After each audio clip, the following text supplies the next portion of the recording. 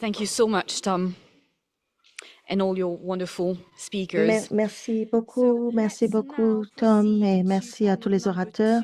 Nous allons maintenant passer au panel numéro 2 des artefacts aux algorithmes, les solutions technologiques pour la protection en ligne des propriétés culturelles. Nous vivons dans une époque où la révolution numérique transforme nos vies, y compris la façon dont le patrimoine culturel est préservé, accédé et malheureusement transféré.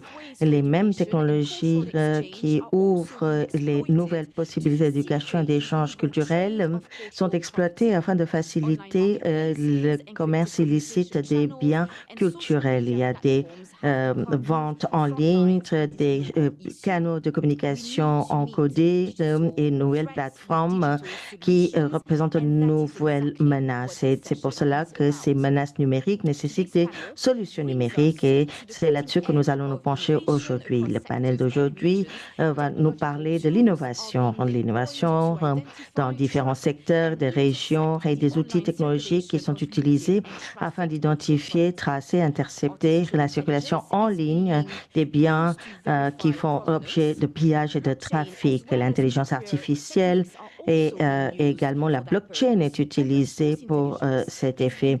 Les sources ouvertes sont utilisées pour tracer des activités suspicieuses en temps réel. Ce ne sont pas des idées théoriques, il s'agit vraiment d'outils qui sont développés et qui sont appliqués par des autorités nationales, les organes internationaux, les ONG et les compagnies technologiques.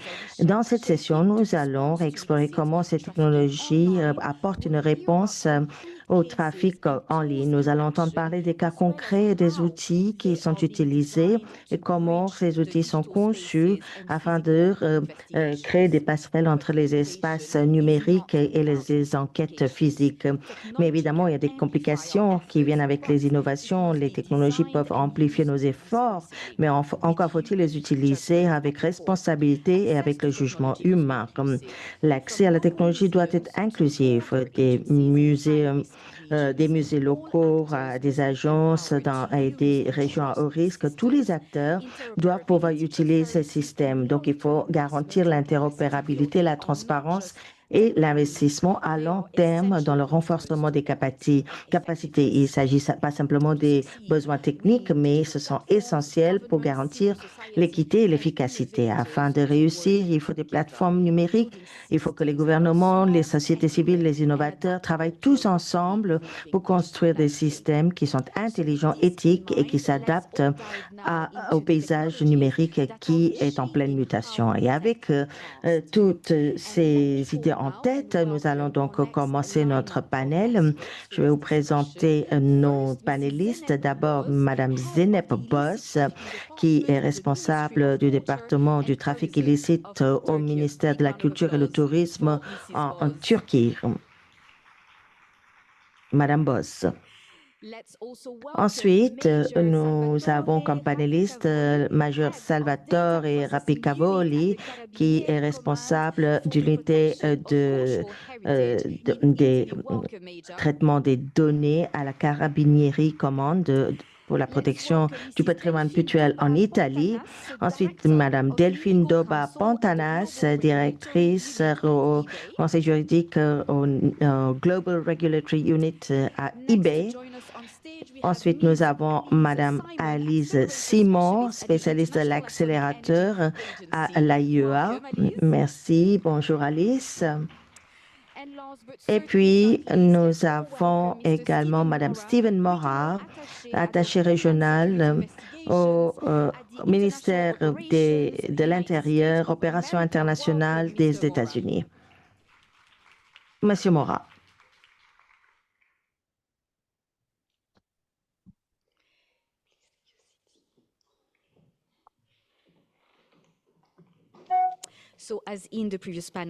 Alors, comme dans le panel précédent, nous allons commencer en introduisant deux pratiques concrètes. Donc, il s'agit des outils numériques cette fois-ci. Alors, nous allons commencer avec vous, Zeynep. Zeynep, vous êtes responsable du département de trafic illicite au ministère de la Culture et du Tourisme en Turquie. Vous êtes archéologue en 2014 et 2015. Vous étiez nommé point focal de l'UNESCO au Conseil de sécurité des Nations Unies pour la mise en œuvre des paragraphes 15 à 17 de résolution 2199. Vous êtes également auteur de Combattre le trafic illicite des biens culturels, une boîte à outils pour le judiciaire européen et pour l'application de la loi. Alors, merci de votre présence. Je vais vous poser une question. Vous êtes donc impliqué dans le développement d'un outil basé sur l'intelligence artificielle pour suivre le trafic en ligne des biens culturels turcs. Est-ce que vous pouvez nous dire quel est cet outil? Comment est-ce que cet outil va être opérationnel? Comment il travaille pour détecter des activités suspicieuses? Et à votre avis, quand est-ce qu'on va intégrer ces outils pour combattre le trafic illicite en général? Tout d'abord, merci beaucoup et merci de m'avoir invité à cette initiative très intéressante. C'est toujours un plaisir de me retrouver ici avec mes collègues. Alors,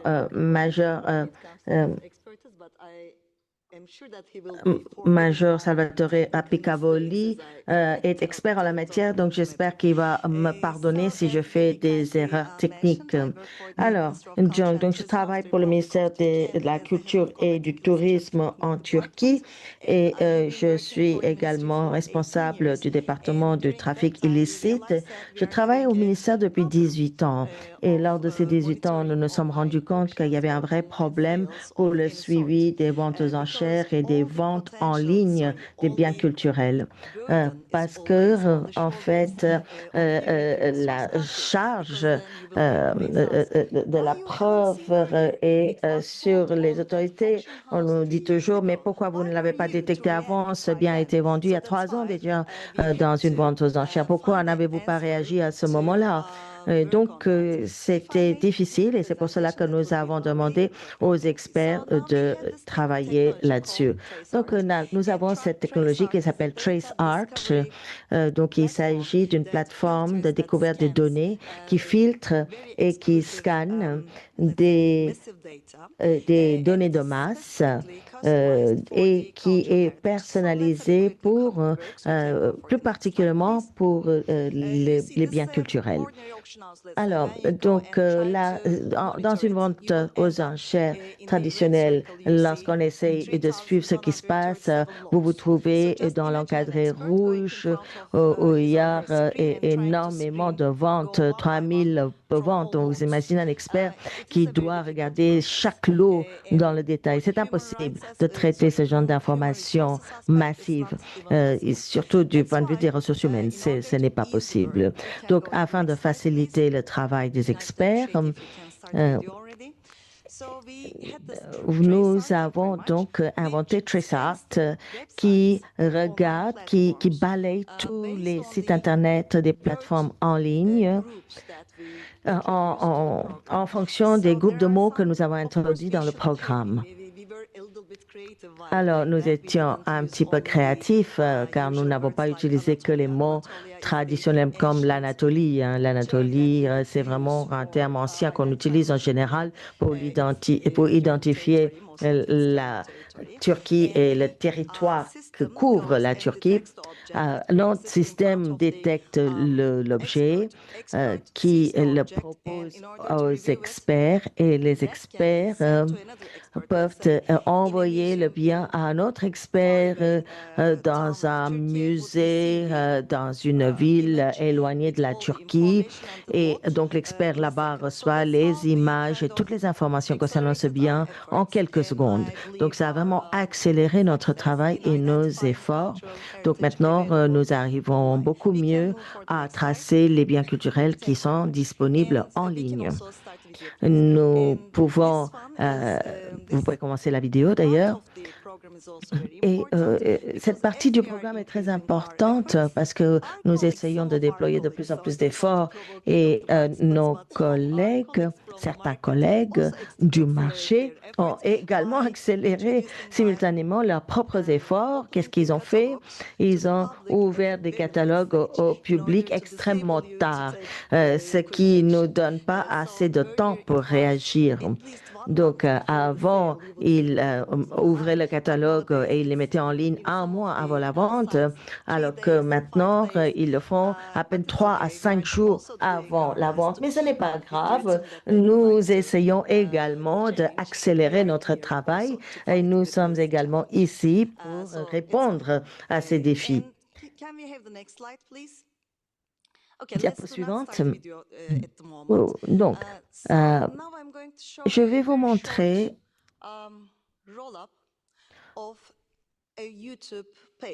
un exemple d'une page YouTube. J'ai tapé comment trouver des trésors en Turquie.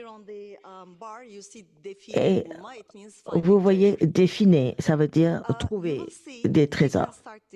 Vous pouvez commencer la vidéo maintenant, s'il vous plaît. Alors, vous voyez qu'il y a de nombreuses vidéos. Les archéologues peuvent comprendre que la plupart de ces images sont générées par l'IA, donc ce sont de fausses images. Alors, pourquoi est-ce que ça me préoccupe? Parce qu'après tout, ces images ne sont pas des vraies images, mais ce n'est pas tout à fait vrai non plus, parce que ce type de vidéo augmente la perception qu'il est tout à fait normal de procéder à des fouilles illicites pour l'aventure et pour trouver des trésors. Si vous trouvez des trésors, alors que ce qui vous intéresse vraiment, c'est l'aventure, eh bien, tant mieux pour vous. Donc, c'est la fausse perception qui est propagée par ces vidéos.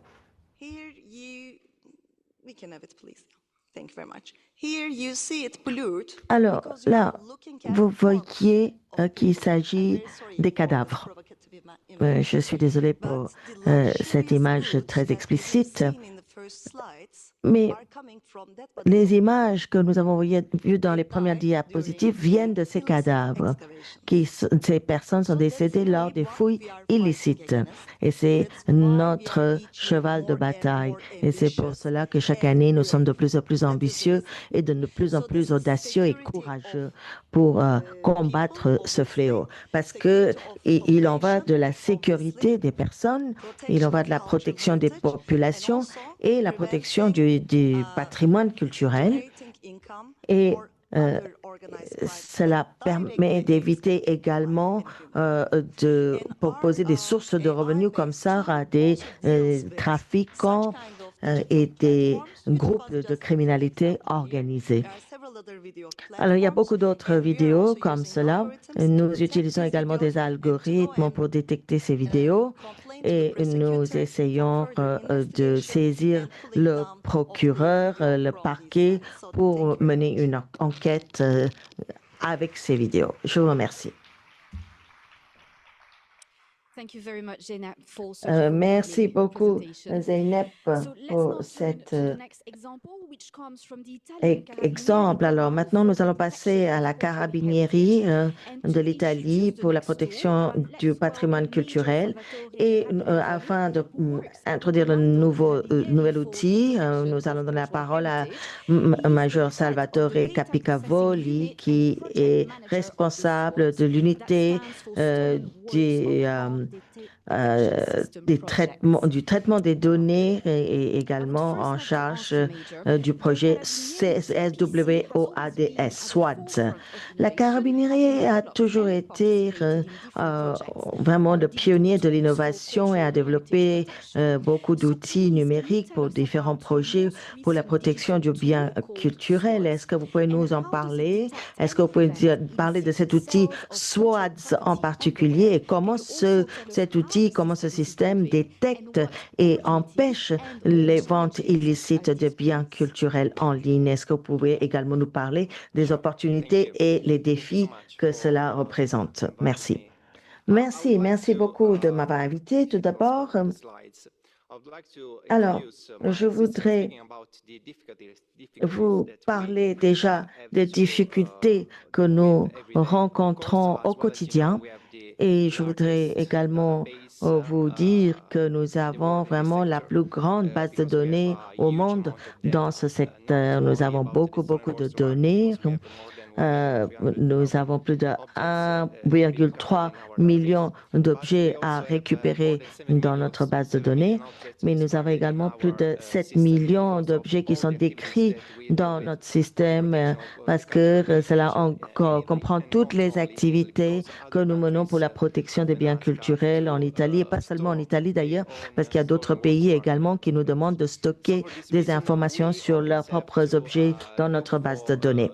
Donc, notre objectif est de tracer ces objets et leur vente en ligne, parce que vous savez que maintenant que tout se vend sur Internet, il n'était pas possible de le faire de manière traditionnelle comme ce qui était possible auparavant, parce que cela prend beaucoup trop de temps. Il est très chronophage d'aller chercher des objets spécifiques dans une base de données. Et en tant que technicien, j'ai estimé qu'il était utile de développer un outil qui répond aux besoins des forces de l'ordre. Et c'est pour cette raison que nous avons voulu élaborer quelque chose qui puisse suivre ce qui se passe et qui puisse remplacer l'humain pour cela. Nous voulions examiner tous les canaux de données, donc les sites Internet des maisons de vente aux enchères et d'autres sites. Ça pouvait être également des pages Facebook, etc. Et nous voulions même balayer le dark web pour voir ce qui se passait.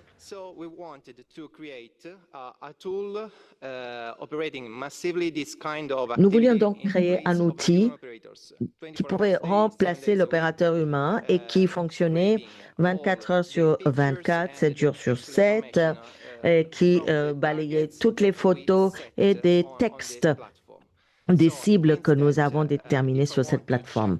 Donc, par exemple, si je voulais savoir ce qui se passait dans une maison de vente aux enchères spécifique, alors je demande aux SWATs de faire la recherche nécessaire et de récupérer toutes les informations provenant du site Internet de cette maison d'enchères, regarder tous les textes, toutes les images, toute la collection, et puis ensuite comparer ce qui est en vente dans cette maison de vente aux enchères avec ce qui existe dans notre propre base de données.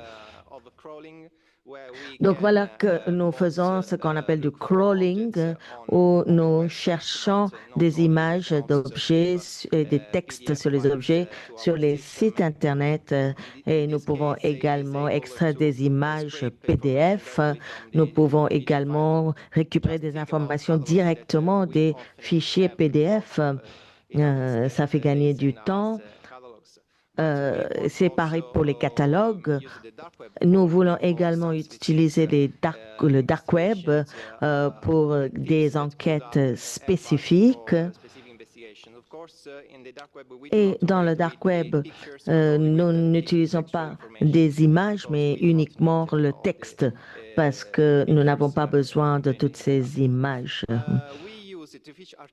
Nous utilisons l'IA dans la deuxième phase, une fois que nous avons recueilli toutes les données. Ensuite, nous utilisons l'IA pour la partie analyse et pour faire des comparaisons. Et donc, évidemment, nous avions prévu de faire cela il y a quelques années, mais nous n'avions pas vraiment suffisamment d'outils pour utiliser l'IA à cette fin. Mais maintenant, nous l'avons. Et donc, nous procédons à l'analyse. Et après l'analyse, il y a quelques propositions qui doivent être validées par l'opérateur humain. Donc, est-ce qu'il y a des matchs positifs? Est-ce qu'il y a des comparaisons qui peuvent être faites? Et sinon, il ne faut pas reproposer la même image, par exemple. Alors, je voudrais juste vous donner quelques exemples. Il est très important de souligner que depuis un peu moins de 2 ans, nous avons récupéré avec le soutien de SWOT, nous avons identifié 192 biens. Il y avait même des endroits où il n'était pas si facile d'identifier ces objets par l'humain. Et grâce à cet outil, SWOT, nous avons pu reconnaître une partie des peintures. C'est très intéressant et c'est très utile. Cet outil permet d'identifier l'original grâce à la lumière. Parfois, ce n'est pas simple d'identifier le tableau et cet outil permet d'identifier la qualité inférieure de l'image, par exemple. Et là, vous voyez dans la dernière image que l'image a été modifiée parce que dans l'image, il y avait un mouton et en fait, cela a permis de ne pas reconnaître cette image parce que l'image n'était pas identique à l'original, mais en fait, cet outil peut le faire. Donc, nous évoluons constamment ce système et de ce fait, nous pourrons non seulement récupérer des objets volés, mais également des objets contrefaits, des objets qui ont été récupérés avec des fouilles illicites, etc. Donc, cet outil va évoluer constamment et je pense que nous pouvons en être fiers. Merci. Oui, absolument. Je pense que vous faites vraiment un travail remarquable. Alors maintenant, nous allons passer à une approche scientifique avec Madame Alice Simon, qui a un doctorat en physique nucléaire. Elle est spécialiste d'accélérateur à l'Agence internationale de l'énergie atomique à Vienne. Elle joue un rôle clé dans la coopération internationale sur le développement des techniques d'analyse basées sur les accélérateurs et leur application pour le patrimoine, pour la criminologie, les matériaux et les sciences biomédicales. Elle encourage des échanges de résultats scientifiques et la collaboration entre instituts de recherche, des universités, musées et des organisations internationales. Bienvenue, Alice. Et Alice, UNESCO a une longue coopération avec l'AIEA, y compris dans le secteur culturel. Vous êtes une physicienne nucléaire et vous travaillez avec des techniques nucléaires. Donc, je voudrais vous demander, d'après vous, quel rôle les technologies nucléaires peuvent jouer pour vérifier la provenance et l'authenticité des biens culturels. Bonjour, merci beaucoup à tous, chers collègues. Tout d'abord, je voudrais vraiment dire que je suis très heureuse d'être ici pour partager nos résultats et nos défis avec vous et nous sommes aussi très contents d'avoir une collaboration avec l'UNESCO. Alors, vous voyez que l'AIEA, d'ailleurs vous le savez, l'AIEA est membre des Nations Unies et nous encourageons l'utilisation pacifique des technologies nucléaires. Et vous en entendez parler beaucoup ces jours-ci dans la presse. Et il faut savoir que nous travaillons quand même dans différents domaines. Et moi, je travaille du point de vue de l'analyse nucléaire et nous utilisons les techniques nucléaires pour la préservation du patrimoine culturel. Alors, vous voyez qu'il y a 4 piliers importants de notre travail. Je ne vais pas rentrer dans les détails, mais il y a l'identification des artefacts qui sont des faux ou qui ont été volés. On a évoqué la science et la recherche tout à l'heure et c'est vrai que ça fait vraiment partie de notre lutte. Et je vais parler rapidement de ce que nous faisons. dans ce domaine. Alors, les technologies d'identification nucléaire sont des outils extrêmement versatiles. Je ne vais pas vous donner toutes ces applications, mais on peut par exemple identifier des tableaux qui ont été identifiés par les forces de l'ordre d'abord, et nos collègues ont été sollicités pour savoir s'il s'agissait des faux ou pas. Et donc, nous avons utilisé des techniques nucléaires qui nous ont permis d'identifier la date de fabrication de ce tableau, et les tableaux qui ont été analysés étaient des faux. À gauche, vous voyez une figurine qui a également été analysée utilisant une autre technique. C'était avec la composition était de lapis-lazuli et l'origine a été identifiée. Ça venait d'une mine en Afghanistan et l'objet a été identifié comme étant un objet original. Mais les collègues, lorsqu'ils ont analysé cette figurine, ont trouvé des traces de mortier et de ciment sur la figurine qui ont indiqué que cette figurine avait fait l'objet de trafic illicite. On peut également identifier quelques éléments comme ça, des traces d'éléments qui restent sur des figurines qui proviennent des fouilles. Nous pouvons également aller sous la couche superficielle, par exemple, d'une pièce. Si c'est une pièce en cuivre ou en or, nous pouvons identifier les couches en dessous sans l'endommager. Nous pouvons également identifier l'ivoire, des objets fabriqués avec l'ivoire, et nous pouvons même les dater pour savoir s'il s'agit d'un trafic illicite ou pas. Nous essayons d'identifier beaucoup de choses de cette façon. Alors, dans le panel précédent, on a demandé, mais de quel objet s'agit-il? Avec nos techniques, nous analysons des objets, mais il est également important de noter qu'il y a les certificats qui peuvent également être falsifiés. Et avec nos techniques, nous pouvons identifier si les certificats sont des originaux ou des certificats falsifiés. Ce qui est très intéressant pour nous.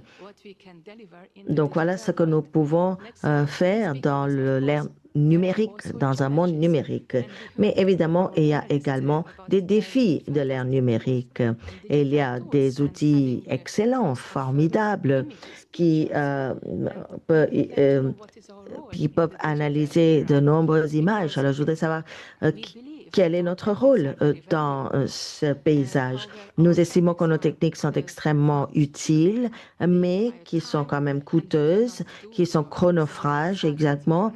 Et il n'est pas possible pour nous de procéder à des milliers d'analyses.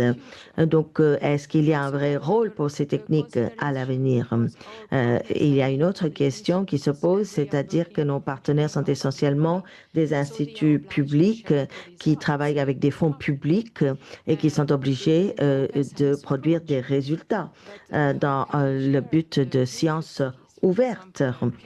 Est-ce que nous pouvons donc déterminer la limite pour ne pas soutenir des activités criminelles à l'avenir? C'est un vrai dilemme qui se pose. Alors, je ne vous ai pas montré des images, mais nous pouvons également produire des images dans la phase analytique. Il y a des fausses images, des photos falsifiées. Donc, qu'est-ce qu'on peut faire avec ces images? Est-ce qu'on peut les mettre dans les bases de données? Et après, la question de l'interopérabilité se pose exactement. Donc, nous avons également beaucoup à apprendre de vous. Alors, quelles sont les tendances futures pour lutter contre le trafic illicite? Alors, il faut des approches analytiques et il faut également savoir comment interpréter les données qui sont recueillies. Donc, merci beaucoup et nous sommes très heureux de pouvoir collaborer avec les États membres de l'UNESCO à l'avenir. J'espère que nous allons être plus efficaces pour lutter contre le trafic illicite des biens culturels à l'avenir. Merci. Merci beaucoup, Alice. Passons maintenant à Stephen Mora, qui est l'attaché régional au ministère de l'Intérieur des États-Unis pour les opérations internationales. Depuis 2012, Stephen a travaillé sur toute une série d'enquêtes. Il a créé les bureaux du Homeland Security Investigations à Ankara et à Istanbul pendant sa première poste en Turquie entre 2017 et 2022. Et puis par la suite, il était responsable également pour la HSI en Amérique centrale et Amérique du Sud. Et à l'heure actuelle, il est responsable pour la Turquie, les Caucases et l'Asie centrale. Je vous souhaite la bienvenue. Alors, pourriez-vous nous dire comment les enquêtes par le ministère de l'Intérieur puissent également lutter contre le trafic illicite et les enquêtes transfrontalières? Eh bien, bonjour à tous. Merci de m'avoir donné l'occasion d'être ici. Je suis ravie d'être ici. Et je voudrais également me donner 3 heures et demie de temps de parole pour vous montrer mes 4 diapositives. Non, bon. Ce que je voudrais vous dire en bref, c'est de vous parler de ce que nous faisons.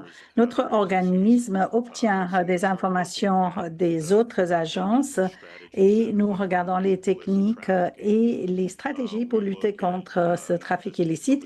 Et là, nous prenons en compte non seulement l'intelligence ou les renseignements que nous avons obtenus, mais également les sources de recherche.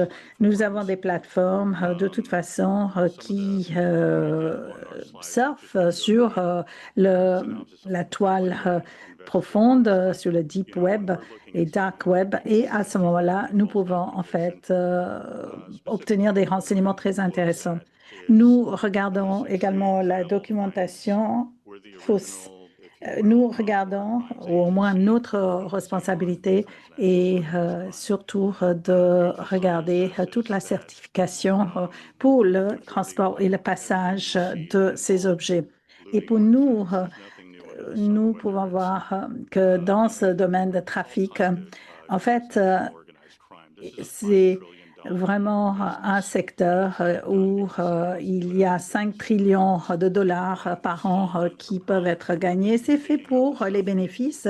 C'est en fait des passages et ce sont des passeurs qui amènent des objets, des textiles et d'autres peintures, tableaux, etc. et ils les mettent sur des sites.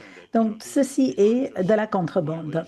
Et nous devons nous rendre compte qu'il ne s'agit pas tout simplement d'une violation d'une convention de l'UNESCO. C'est un crime et c'est une violation réelle.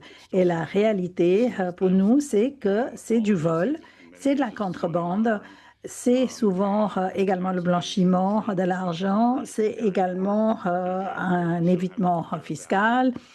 Donc, il n'y a pas vraiment de valeur sur ces projets tant que ceci n'a pas été monétisé et c'est pourquoi il n'y a pas vraiment de déclarations qui sont faites pour ces objets. Donc, c'est de la criminalité organisée. Alors, les plateformes, là, les choses sont un peu compliquées. Parfois, les statistiques ne sont pas fiables. Nous avons en fait comparé avec les résultats des autres pays et les statistiques ne peuvent pas être considérées comme étant fiables. Et ceci parce que souvent les objets qui sont vendus sont également faussaires.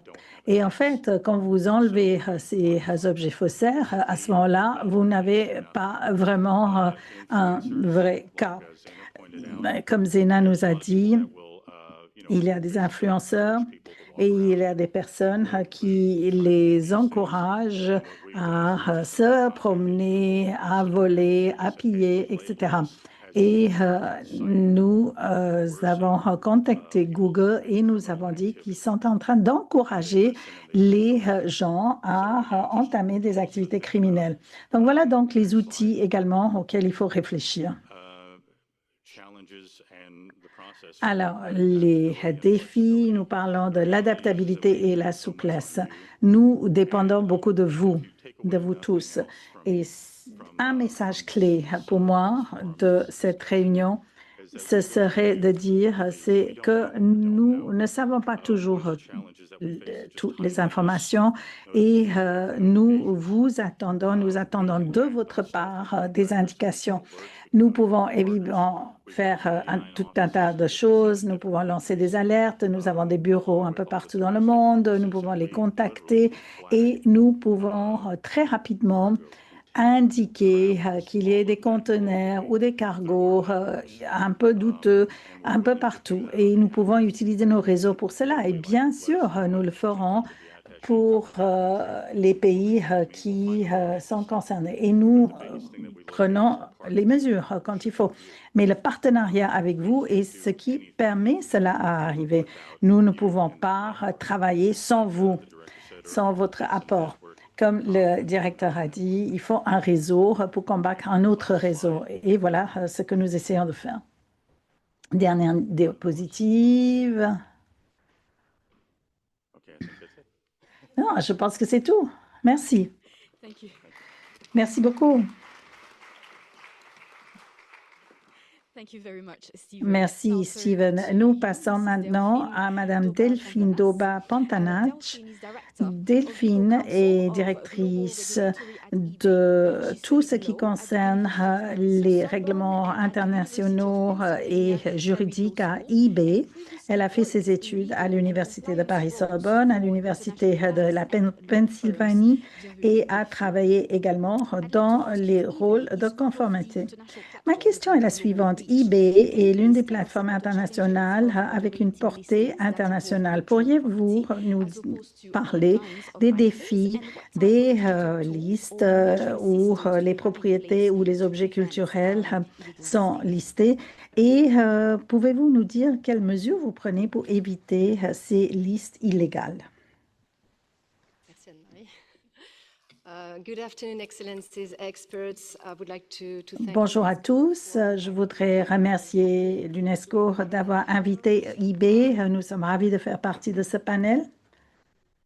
Microphone, s'il vous plaît. Merci. Avant de répondre à votre question, je voudrais très brièvement vous parler de eBay et de nos méthodes de travail. eBay est un marché en ligne.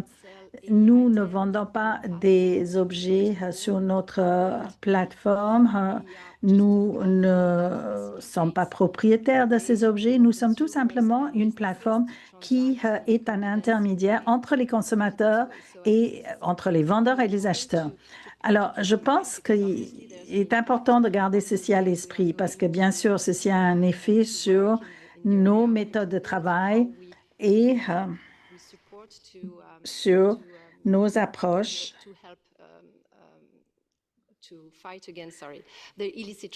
afin de lutter contre le trafic illicite des objets d'art et des objets culturels.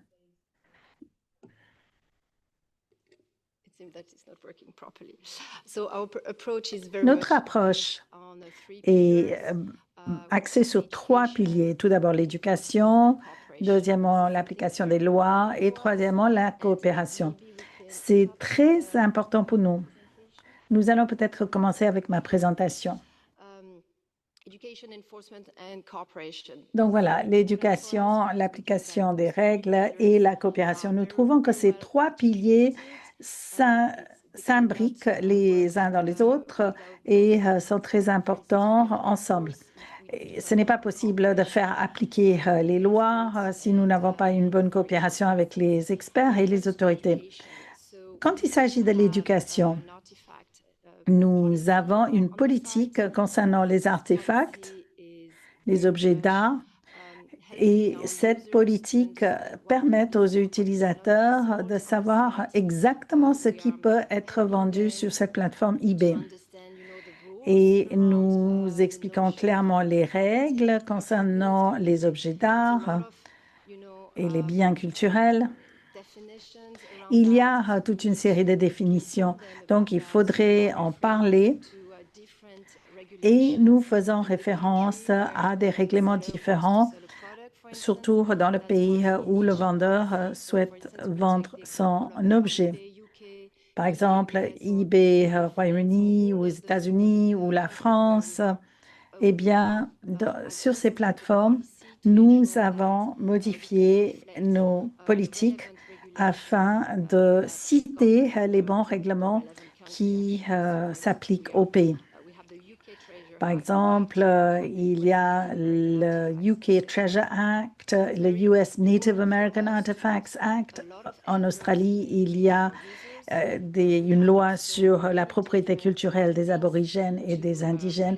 Donc, tout ceci est très important. Puis, nous avons également des liens avec les organisations internationales adéquates, UNESCO, bien sûr, mais nous avons inclus le Conseil international des musées qui a une liste rouge et là, cette base est très importante. Puis, nous avons également intégré l'appli de la part d'Interpol et puis également un autre élément de chez Interpol, c'est la section qui traite de criminalité dans le secteur du patrimoine culturel. Il est très important de donner ces informations pour que tout le monde soit au courant. Voilà donc la partie éducation. Deuxièmement, il y a la partie de l'application de nos politiques. Là, la mise en œuvre, là, nous nous basons sur des mesures différentes qui existent. Par exemple, nous avons des algorithmes, des filtres qui peuvent bloquer une liste ou bien un algorithme qui peut envoyer une alerte concernant une liste qui serait par la suite revue par un agent. Mais nous avons également la reconnaissance des images et également l'IA. Nous avons acquis une entreprise qui s'appelle 3PM qui travaille dans le domaine de l'intelligence artificielle et cette entreprise nous aide à faire appliquer nos règles et nos politiques. Puis, nous avons également une série de sanctions que nous utilisons soit pour enlever un objet ou bien également de sanctionner un récidiviste. Par exemple, s'il y a un vendeur qui répète ces violations. Et nous avons également des algorithmes pour bloquer. Là, nous réagissons à des mots-clés. Mais il y a également la possibilité d'obtenir des rapports et à ce moment-là, d'enlever certaines listes. Par exemple, il y a un portail qui concerne et qui s'applique aux autorités. Les autorités peuvent nous envoyer une alerte concernant un objet et puis cet objet serait enlevé de la liste. Mais nous avons un autre portail qui concerne justement le contrôle et les activités de la police. Et là, il y a également des éléments qui peuvent être mis. Et le troisième pilier, qui est vraiment très important, c'est la coopération. C'est vraiment lié à notre approche commerciale. Parce que, comme je vous ai dit, nous sommes une plateforme qui met en contact les vendeurs et les acheteurs. Nous avons bien sûr une bonne coopération avec des organisations et les ONG. Nous travaillons également avec des experts. J'ai déjà parlé de l'UNESCO, j'ai parlé des universités. Il y a également des associations d'archéologie. Et nous avons également quelques exemples de bonne coopération avec ces entités. Par exemple, le musée romain germanique de Cologne nous avait indiqué qu'une tablette cunéiforme se trouvait sur la plateforme eBay de l'Allemagne. Nous avons contacté la police fédérale directement et la police a travaillé avec Interpol Berne car le vendeur se trouvait en Suisse et les autorités à Berne pouvaient facilement se rendre chez le vendeur et à ce moment-là, obtenir cette tablette et la récupérer. Et je dois vous dire que tout s'est passé en une seule journée. Donc voilà un exemple d'une très bonne coopération. Et quand cela fonctionne, eh bien, je pense que nous pouvons vraiment avoir de très bons résultats. No, actually, let's, in a couple of minutes, talking about the importance Oui, of collaboration nous allons between parler nations de and e-government. l'importance de la coopération, mais est-ce que vous pouvez parler justement des opportunités qui existent pour renforcer la coopération entre ces plateformes, les autorités nationales et internationales, afin d'empêcher le trafic de propriétés et de biens culturels? What is very important is that Eh this bien, ce qui est cooperation très important, brings any kind of c'est stakeholders que la coopération devrait to understand, nous for instance, permettre de travailler avec toutes les parties prenantes. Nous devons vraiment comprendre ce que nous entendons par un bien culturel. Il en existe des définitions, mais je trouve que cette définition est un peu fragmentée. Et je pense que ce que nous pouvons également considérer comme étant une bonne coopération serait ce qui existe déjà dans le secteur du trafic de la faune et de la flore. Et là, nous faisons partie de la coalition pour lutter contre le trafic de la faune et de la flore. Il y a un programme de cyberinspection et cela permet justement aux volontaires de se former dans ce secteur de trafic des animaux sauvages ou de la vie sauvage. Et donc, après, ces volontaires peuvent consulter les plateformes et mettre sur les plateformes de tous les membres de la coalition les animaux ou la faune et la flore trafiqués qu'il faudrait essayer d'appréhender. Il y a des exemples. Par exemple, les netsuke en ivoire, vous le savez, cela vient du Japon. C'est vraiment une tradition. Ces netsuke en ivoire est quelque chose qui couvre les deux, c'est-à-dire le trafic des biens culturels, mais également de l'ivoire. Donc, ça couvre les deux interdictions. Et puis, je pense que nous avons également dit que dans le cadre de la loi sur les services numériques de l'Union européenne, il y a également une obligation de travailler avec les sites d'alerte connus. Et cela permet aux entités qui ont une certaine expertise, qui ont des connaissances de ces objets d'art ou ces biens, peuvent faire rapport directement à la plateforme d'alerte et à ce moment-là, cela pourrait être traité d'une façon prioritaire. Et nous pouvons faire ceci pour toutes les plateformes qui sont en ligne. Merci. Let's go back to you now, Stephen. Stephen, revenons à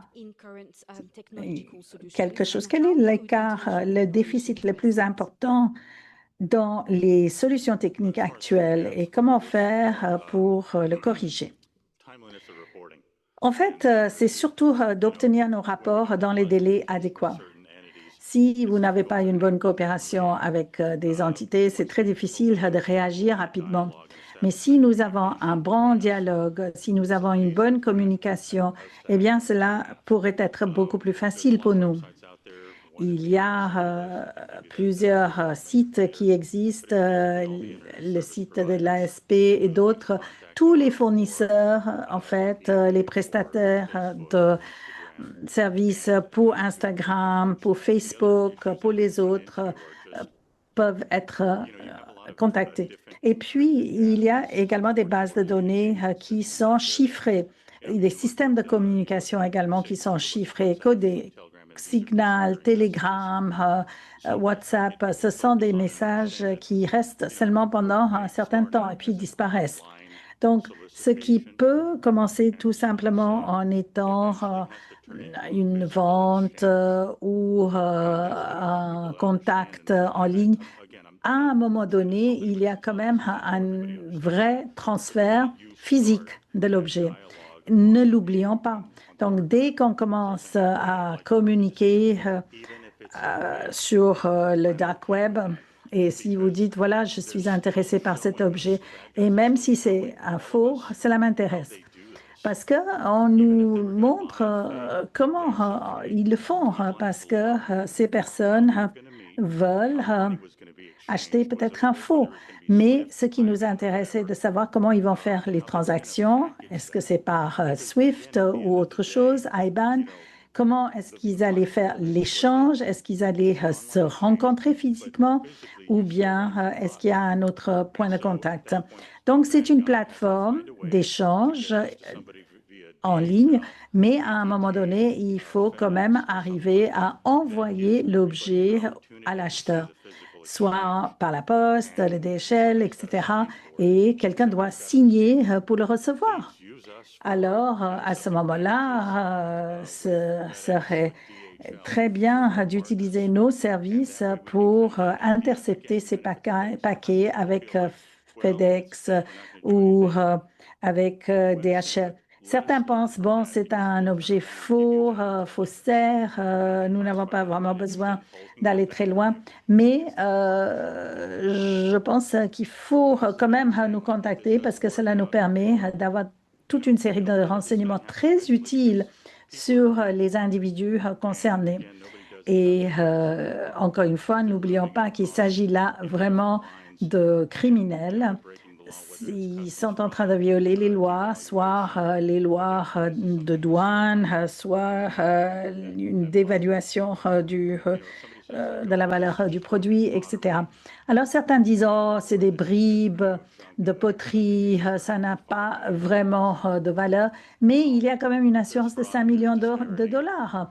Donc là, il faudrait quand même avoir des alertes qui peuvent être entendues et récupérer ces informations. Très important, le partenariat. Revenir à vous, Zeynep. Nous savons que le trafic est transfrontalier et comment utiliser la technologie pour permettre aux pays et aux institutions de lutter contre ce trafic illicite. Comment les technologies émergentes comme les vôtres peuvent-elles être utilisées dans les pays différents? Merci beaucoup. Et j'ai trouvé que tout ce panel était vraiment très intéressant et ça m'a beaucoup stimulé. Eh bien, nous parlons d'échange d'informations entre nous.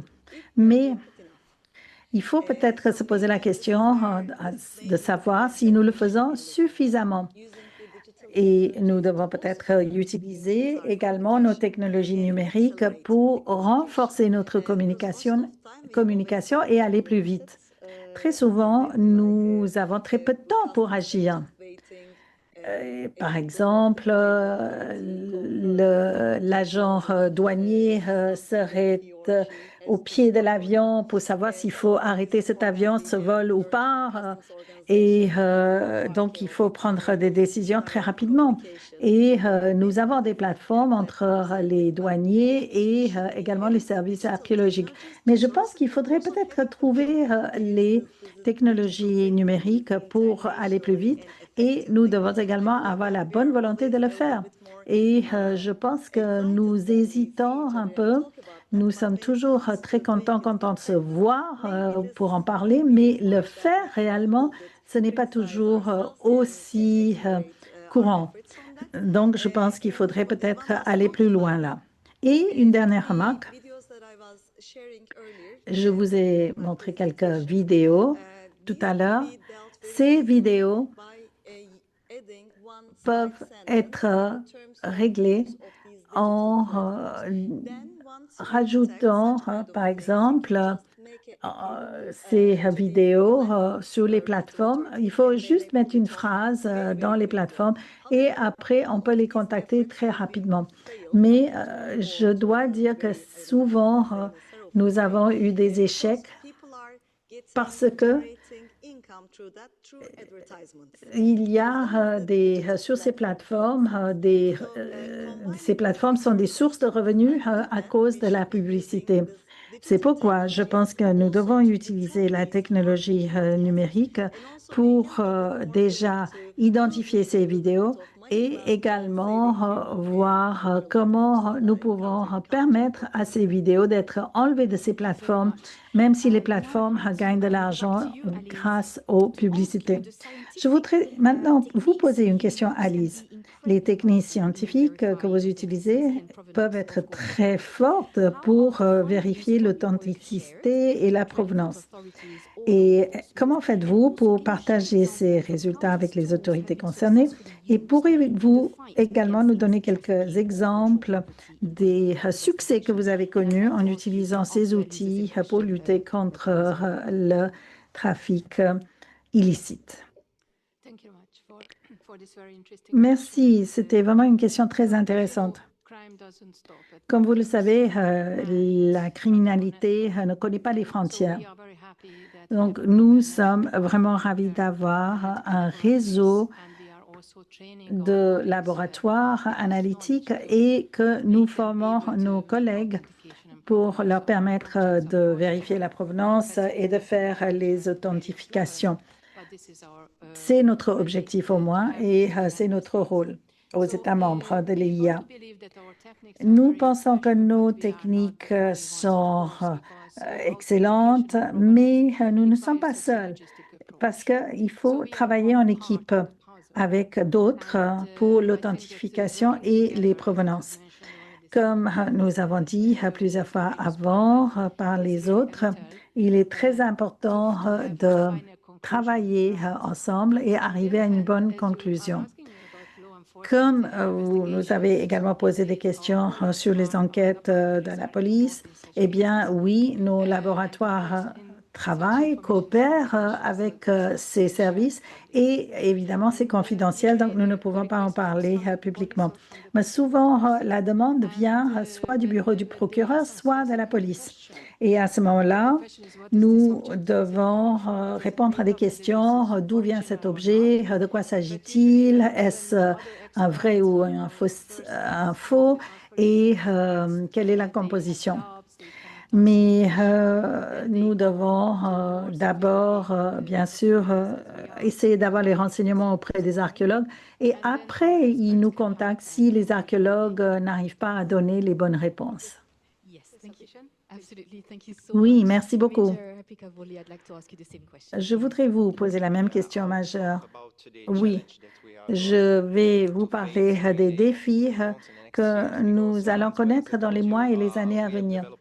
Nous avons développé notre outil SWODS qui travaille dans ce secteur et nous l'offrons à tous les autres pays. Ils peuvent l'utiliser également pour récupérer ces objets volés. Mais nous travaillons également sur un autre projet qui s'appelle SWODS-Net.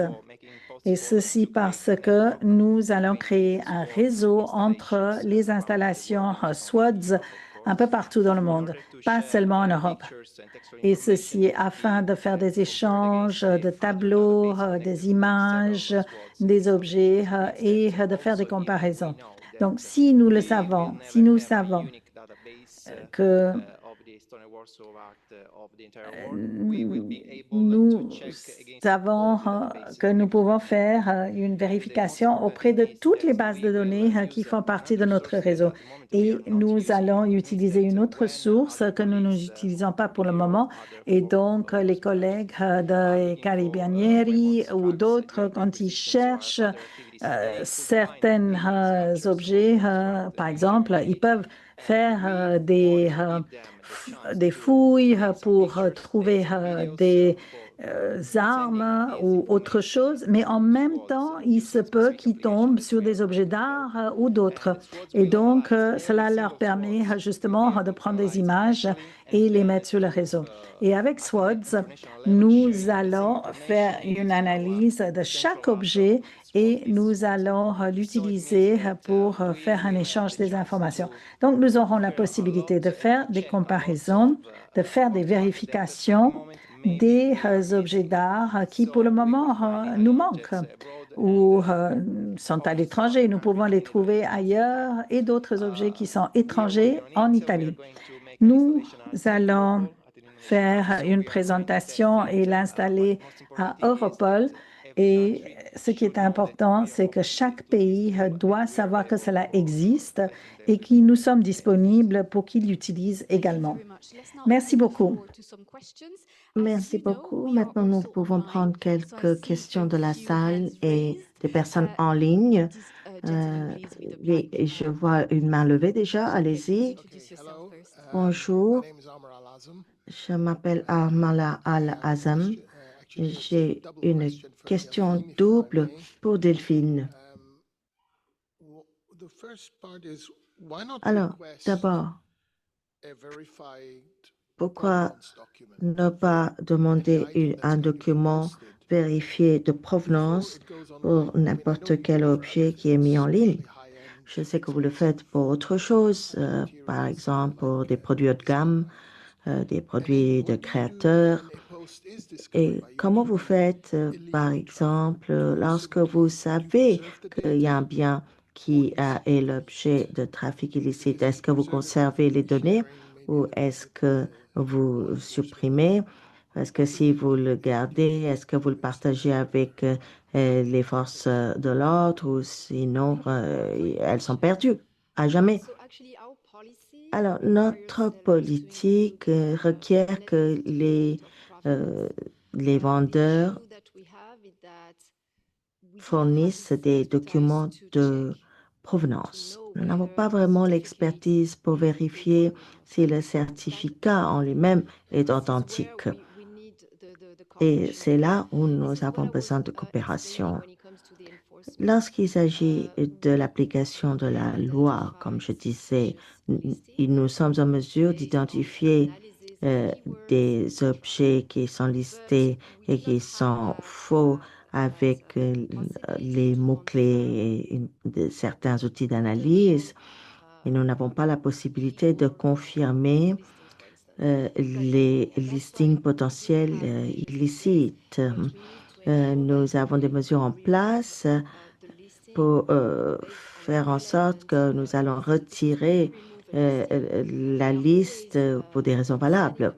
Lorsqu'on enlève ou supprime une liste, nous envoyons toujours un message au vendeur qui est motivé. Donc, si les autorités sont d'accord, nous pouvons partager les détails, les coordonnées des autorités également. Ça, c'était la première chose. Ensuite, en ce qui concerne ce que vous avez dit dans votre deuxième question, bon, ça, cela dépend si les agences de force de l'ordre sont impliquées dans une affaire. Ça arrive parfois. Ça peut être avec même la carabinieri où on nous demande de ne pas retirer la liste tout de suite parce qu'il y a une enquête qui est en cours et il ne faut pas mettre en péril l'enquête. Donc, dans ce cas-là, nous gardons la liste en ligne jusqu'à ce que la carabinieri nous dit qu'on peut la retirer. Ça dépend. Est-ce que vous sauvegardez les données une fois que la liste est retirée? Mais lorsque vous supprimez les données, d'accord? Vous supprimez le poste. Est-ce que les informations sont supprimées également une fois pour toutes? Non, nous retirons la liste, mais pour ce qui est des coordonnées des vendeurs et tout, nous gardons tout, évidemment. Et c'est pour ça que nous coopérons avec les forces de l'ordre, parce que lorsque les forces de l'ordre ont besoin d'obtenir des coordonnées, Elle nous demande une demande officielle par le biais de ce portail dont je vous parlais pour que les forces de l'ordre puissent récupérer toutes les informations dont nous disposons dans notre base de données.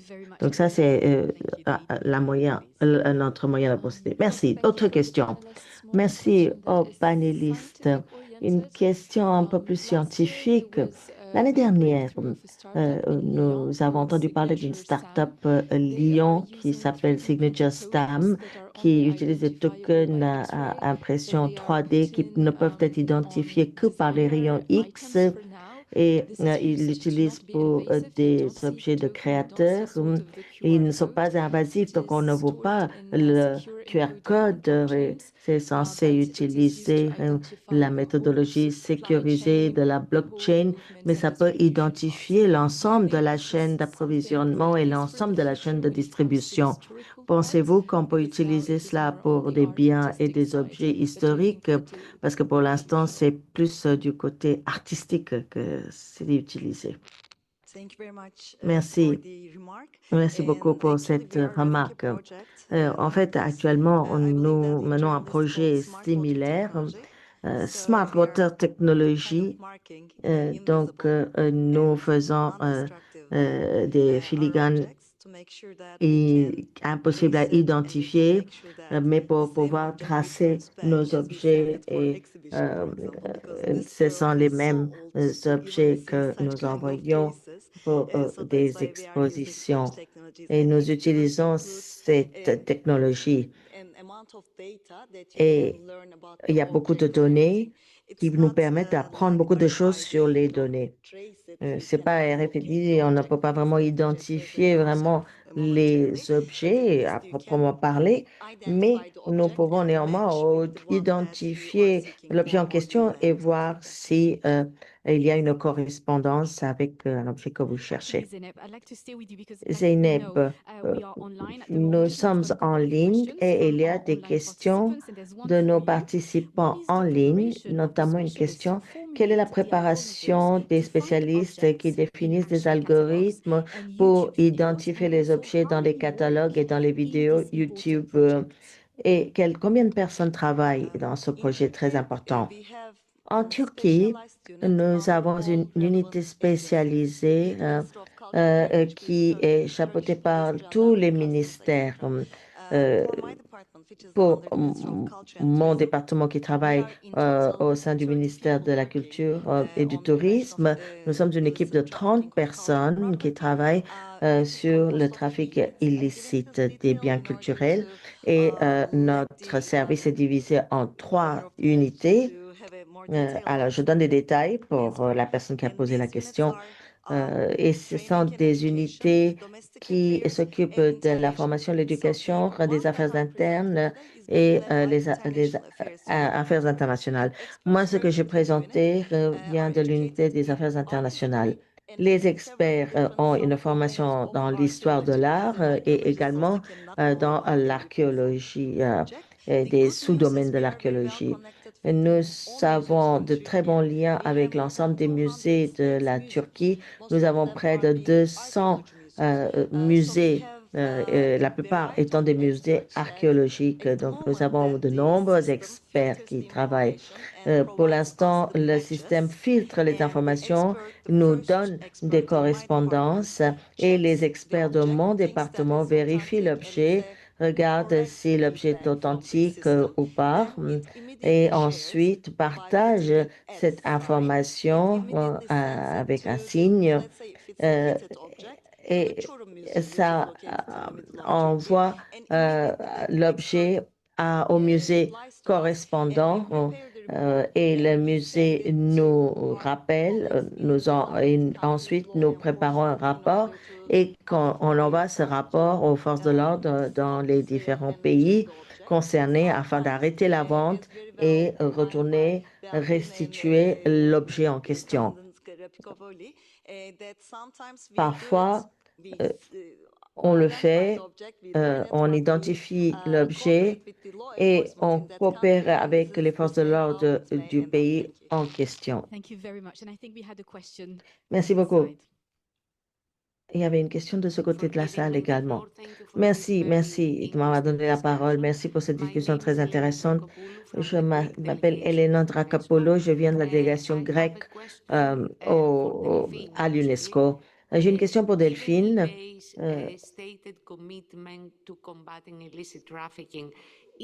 Étant donné que l'État est impliqué pour combattre le trafic illicite, est-ce que les services sont prêts à informer les forces de l'ordre lorsqu'il s'agit des vendeurs qui violent systématiquement le principe que vous avez évoqué? Alors, si j'ai bien compris votre question, vous voulez savoir si nous contactons directement les autorités lorsque nous prenons connaissance d'un objet qui est suspicieux, sur une liste suspicieuse? Oui, la réponse est oui. Nous avons une équipe qui coopère avec les autorités, mais et pour répondre à la question sur les défis principaux, je pense que le défi principal, c'est le manque d'expertise. Nous tentons de trouver des moyens de bénéficier des expertises pour améliorer la réponse des autorités. Mais oui, effectivement, si nous avons des soupçons à une liste, nous informons les autorités concernées. Alors, il y a parfois des tendances que nous décelons également.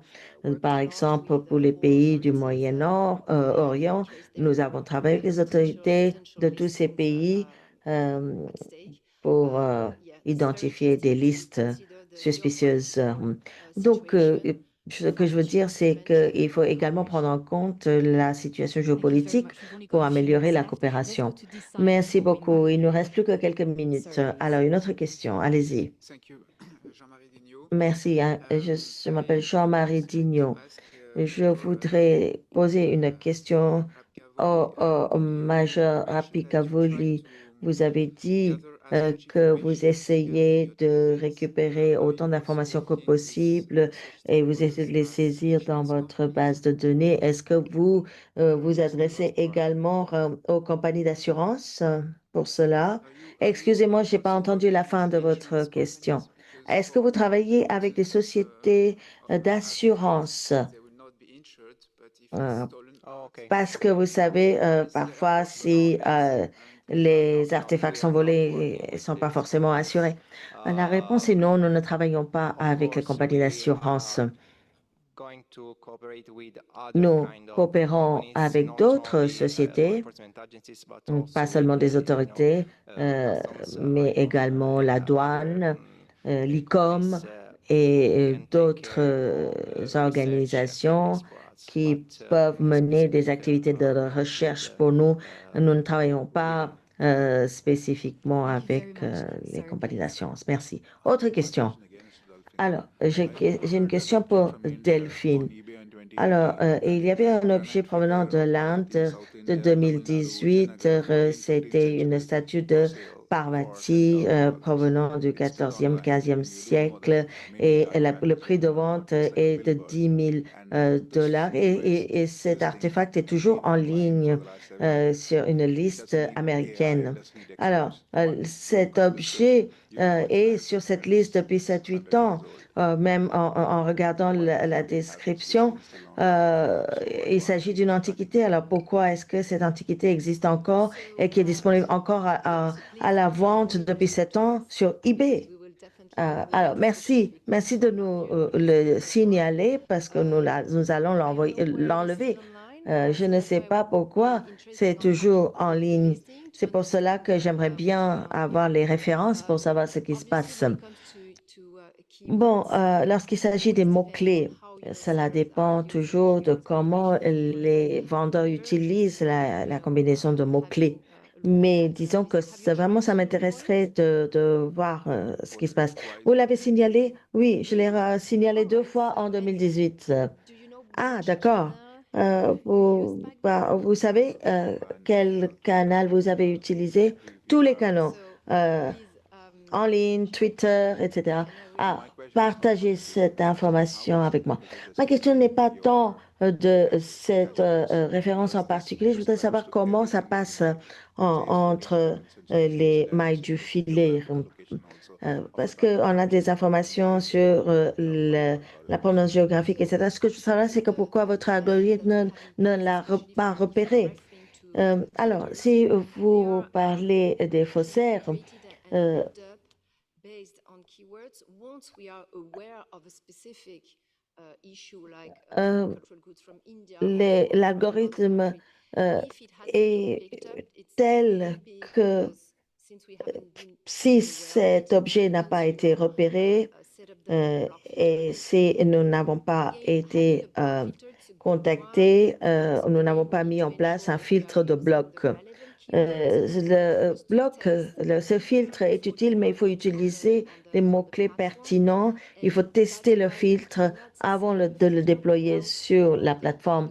Donc, nous ne pouvons pas concevoir ce filtre sans la coopération et sans l'expertise des personnes comme vous, par exemple, parce que grâce à vos connaissances et grâce à vos informations, nous pouvons peaufiner cet algorithme. Sinon, nous risquons d'avoir des faux positifs, nous risquons d'enlever des références qui ne devraient pas être enlevées, voyez? Ah,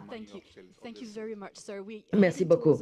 Alors, je suis désolée, mais comme c'est l'heure de la pause café, pause déjeuner plutôt, il est un petit peu difficile. Nous avons encore quelques minutes pour une question posée par le monsieur. Oui, bonjour à tous. Merci beaucoup de m'avoir donné la parole. D'abord, je voudrais remercier tous les organisateurs d'avoir vraiment mis en place cette réunion extrêmement constructive et merci à tous les panélistes également pour la présentation. Je suis représentant d'un des pays d'origine, à savoir la Libye. Sachez que la Libye a vraiment des difficultés avec ce phénomène. Nous avons plus de 170 000 objets qui sont dans la base de données de l'Interpol. C'est vrai que la technologie est importante, mais c'est à double tranchant. Nous pouvons l'utiliser à bon escient ou à mauvais escient. Nous pouvons tirer beaucoup de bénéfices par la vente des objets en ligne.